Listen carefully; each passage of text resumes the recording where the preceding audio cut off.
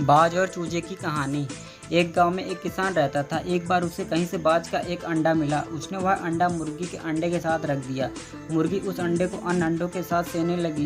कुछ दिनों में मुर्गी के अंडे में से चूजे निकल आए और बाज के अंडों में से बाज का बच्चा चूजों के साथ पलने लगा। वह चूजों के साथ खाता पीता खेलता इधर उधर फुदकता बड़ा होने लगा। चूजों के साथ रहते हुए उसे कभी एहसास ही नहीं हुआ कि वह चूजा नहीं बल्कि बाज है।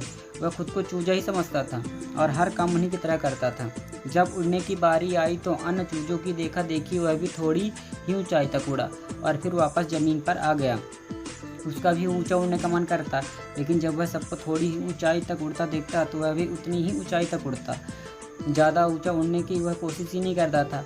एक दिन उसने ऊंचे आकाश में एक बाज को उड़ते हुए देखा। इतनी ऊंचाई पर उसने किसी पक्षी को पहली बार उड़ते हुए देखा था। उसने चूजों से पूछा, वो कौन है भाई जो इतनी ऊंचाई पर उड़ रहा है? चूजे बोले, वो पक्षियों का राजा बाज है। वह आकाश में सबसे ज़्यादा ऊंचाई पर उड़ता है। कोई दूसरा पक्षी उसकी बराबरी नहीं कर सकता।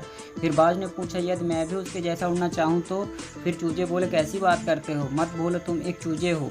चाहे कितनी ही कोशिश कर लो, बाज जितना नहीं उड़ पाओगे। इसलिए व्यर्थ में ऊंचा उड़ने के बारे में मत सोचो। जितना उड़ सकते हो उतने में ही खुश रहो।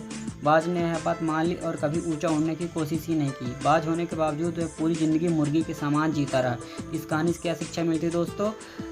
सोच और दृष्टिकोण का हमारे जीवन पर बहुत प्रभाव पड़ता है। खुद को कम ना समझे, अपनी क्षमता को सीमित ना करें, बाज बने और जीवन में ऊंचा उड़ान भरे। ऐसे ही मज़ेदार कहानी के लिए मेरे YouTube channel all in one story को सब्सक्राइब करिए।